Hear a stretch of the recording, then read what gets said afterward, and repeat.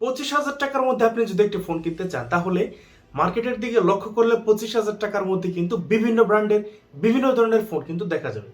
So এই price রেঞ্জে আপনারা কিন্তু অনেকেই চিন্তা ভাবনা করে থাকেন যে ফোনটিতে মোটামুটি ভালো মানের একটু গেমিং টেমিং করবেন, এরপরে হচ্ছে ভালো একটি ডিসপ্লে থাকবে, ভালো একটি ক্যামেরা থাকবে, মানে 25,000 টাকার মধ্যে মিড রেঞ্জের প্লাবেন যারা আছে আমাদের মতো তারা কিন্তু মোটামুটি 25,000 টাকার মধ্যে একটি বড় সড়ো স্বপ্নই দেখে থাকি বলা যায়। সো এই প্রাইস রেঞ্জে আজকের ভিডিওতে আপনাদের সাথে 5টি ফোন নিয়ে আলোচনা করতে যাচ্ছি। এই ফোনগুলোতে রয়েছে বড়সড় ব্যাটারি এবং গেমিংয়ে অন্যান্য ফোনের থেকে এই 5টি ফোন মোটামুটি বেটার পারফর্ম করতে পারে এবং ফোনটি থেকে ভালো মানের ক্যামেরা পাবেন এবং ডিসপ্লে থেকে ভালো মানের একটি ডিসপ্লে কিন্তু আপনারা পেয়ে যাবেন। সো বেশি কথা না বাড়িয়ে চলে যাব মূল ভিডিওতে। আজকের ভিডিওতে কিন্তু স্যামসাং এর, রেডমির এবং রিয়েলমি সহ এই ধরনের পাঁচটি ধরনের ব্র্যান্ডের ফোন কিন্তু আমরা রেখেছি। সো কথা না বাড়িয়ে এখন জেনে নেওয়া যাক কি কি ফোন রেখেছি আমরা আজকের ভিডিওর লিস্টে। প্রথমে কথা বলবো স্যামসাং A24 এই ফোনটি নিয়ে। এই ফোনটি আপনারা বর্তমানে বাংলাদেশ থেকে আনঅফিসিয়ালি 23,000 টাকার আশেপাশে পেয়ে যাবেন। ফোনটিতে মোটামুটি মিডিয়াটেক হলেও G99 মেবি এই প্রসেসরটি রয়েছে, সেই বিষয়টি আমরা ইনশিওর হয়ে জানবো একটু পরেই। সো এখন জেনে নেওয়া যাক এই ফোনটিতে মোটামুটি কি কি স্পেসিফিকেশন অফার করছে। ফোনটিতে 6.5 ইঞ্চি একটি সুপার অ্যামোলেড ডিসপ্লে থাকবে। ডিসপ্লেতে আপনারা পেয়ে যাবেন 90 হার্জ রিফ্রেশ রেট এবং এখানে অপারেটিং সিস্টেম হিসেবে পেয়ে যাবেন অ্যান্ড্রয়েড 13 এবং One UI 5.1।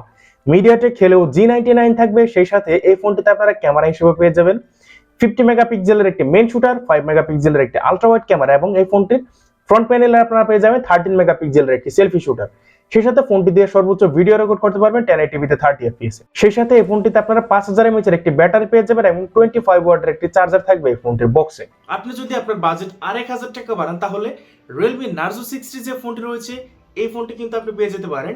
এই ফোনটি আপনি যদি বলেন যে একটি সুন্দর একটি ডিজাইনের ফোন দরকার এবং ক্যামেরা থেকে ভালো একটি ভালো পারফর্ম দরকার, এরপরে হচ্ছে ডিসপ্লে ভালো দরকার এবং প্রসেসর থেকে এবং মোটামুটি গেমিং টেমিং করার জন্য একটি ফোন আপনার দরকার, ওভারঅল একটি কম্প্যাক্ট সাজানো গোছানো প্যাকেজ যদি আপনার প্রয়োজন হয় 24,000 টাকার মধ্যে, তাহলে আমি আপনাকে বলবো Realme Narzo 60 যে ফোনটি রয়েছে এই ফোনটি আপনি চোখ বুজে নিয়ে নিতে পারেন।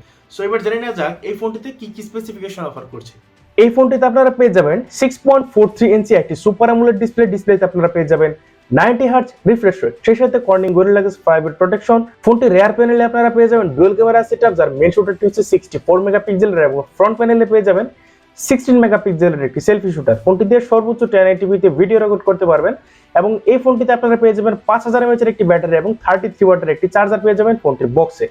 এই ফোনটির অপারেটিং সিস্টেমের কথা যদি বলি তাহলে এখানে অ্যান্ড্রয়েড 13 থাকবে এবং 4 বছরের সিকিউরিটি আপডেট থাকবে। সেই সাথে মিডিয়াটেক ডাইমেনসিটি 6020 ন্যানোমিটারের এই প্রসেসরটি থাকবে। আপনার বাজেট যদি হয় 27,000 টাকা তাহলে আপনি চলে যেতে পারেন Redmi Note 12 Pro যে ফোনটি রয়েছে এই ফোনটির দিকে। এই ফোনটি 6128GB ভ্যারিয়েন্টে আপনারা 26,990 টাকায় পেয়ে যাবেন এবং আর 1000 টাকা যদি বাড়ান তাহলে আপনারা 8128GB ভ্যারিয়েন্টে কিন্তু পেয়ে যাবেন। আপনার যদি একটি দুর্দান্ত প্যাকেজের প্রয়োজন হয়, আপনি যদি চান যে একটি দুর্দান্ত প্যাকেজ আপনার দরকার, যে ফোনটি থেকে মোটামুটি গেমিং এর জন্য একটি ফোন দরকার, তবে এই ফোনটি ক্যামেরা থেকে কিন্তু ওই রকম আহামরি ভালো পারফরমেন্স পাবেন না এবং ফোনটি থেকে ডিসপ্লে এবং ফোনটির ব্যাটারি পারফরমেন্স, ইভেন এই ফোনটির যে প্রসেসর এবং গেমিং টিমিং এর জন্য এই ফোনটি আপনার জন্য একটি দুর্দান্ত প্যাকেজই কিন্তু হতে পারে। সো এবার জেনে নেওয়া যাক এই ফোনটিতে কি কি কনফিগারেশন অফার করছে Redmi Note 12 Pro আমাদেরকে।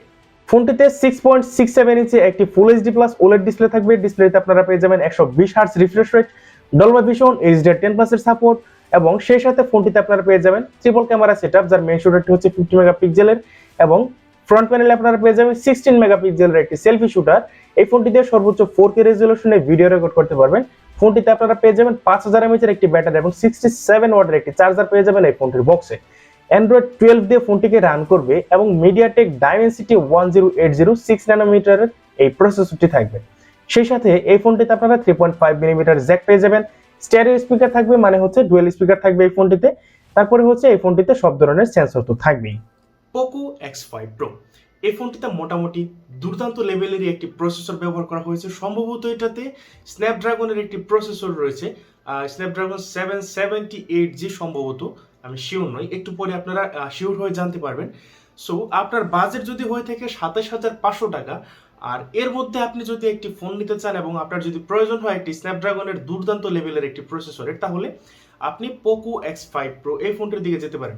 এবং পোকোর কথা বললে কিন্তু অনেকেই ভয় পেয়ে যান, তার কারণ হচ্ছে পোকোতে বিভিন্ন ধরনের ইস্যু এখন পর্যন্ত দেখা দিয়েছে, যেমন ফোনটি যদি ঘুমায় তাহলে আর ঘুম থেকে ওঠে না, এই টাইপের কিন্তু সমস্যা কিন্তু এখন পর্যন্ত দেখা দিয়েছে। তবে এই পর্যন্ত পোকো X5 Pro যে ফোনটি রয়েছে এই ফোনটি থেকে এই ধরনের কোনো ইস্যু দেখা যায়নি। এই ফোনটি মোটামুটি ভালো একটি পারফর্ম কিন্তু করতে পেরেছে অন্য ফোনের তুলনায় পোকো ব্র্যান্ডে।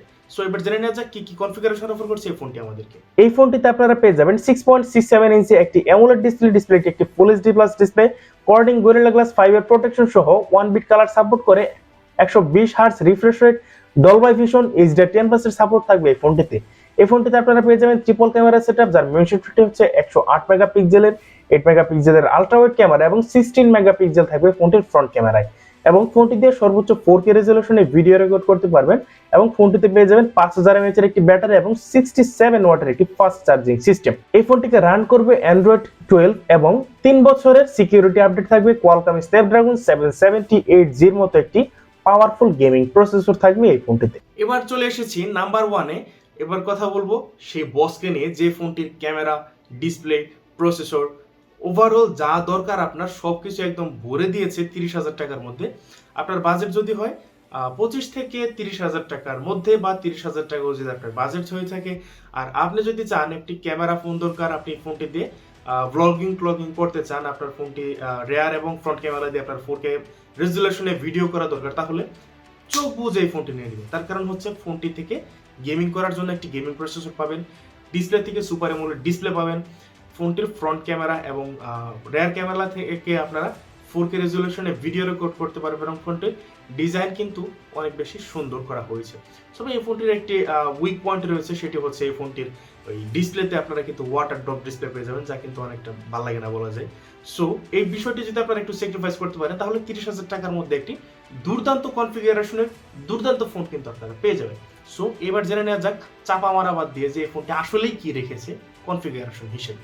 ফোনটিতে 6.6 ইঞ্চি একটি সুপার অ্যামোলেড ডিসপ্লে থাকবে। ডিসপ্লেতে পেয়ে যাবেন কর্নিং গরিলা গ্লাস 5 এর protection, 120 hertz refresh rate, 1000 nits peak brightness.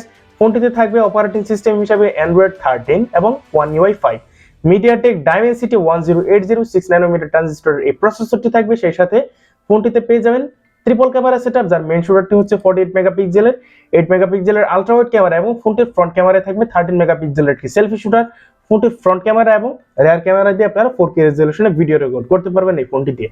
3.5 millimetre Jack থাকবে না, মানে এখানে বড় লোকে একটা ভাব দেখাই দিচ্ছে স্যামসাং। এরপরে স্টেরিও স্পিকার এই ফোনটিতে থাকবে। তারপরে হচ্ছে ফোনটিতে 5000 mAh এর একটি ব্যাটারি পেয়ে যাবেন এবং 25 ওয়াটের একটি চার্জিং সিস্টেম পেয়ে যাবেন, কিন্তু চার্জার পাবেন না এই ফোনটির বক্সে। আপনাকে একটি চার্জার অবশ্যই কিনে নিতে হবে মার্কেট থেকে। সো বন্ধুরা, এই ছিল আজকের ভিডিওটি কেমন লেগেছে অবশ্যই আমাদেরকে জানাতে ভুলবেন না। এই ফোনগুলো থেকে কোন ফোনটি ভালো লেগেছে অবশ্যই আমাদেরকে জানাবেন। আপনার কোনো প্রশ্ন থাকলে আমাদের কমেন্ট বক্সে করে ফেলতে পারেন, আপনাদের প্রশ্নের উত্তর ঝটাপট দিয়ে দেব। আমাদের প্রশ্ন উত্তর পড়বে। আপনাদের সাথে দেখা হবে নতুন কোনো ভিডিওতে। সে পর্যন্ত অনেক বেশি ভালো থাকবেন। আসসালামু আলাইকুম।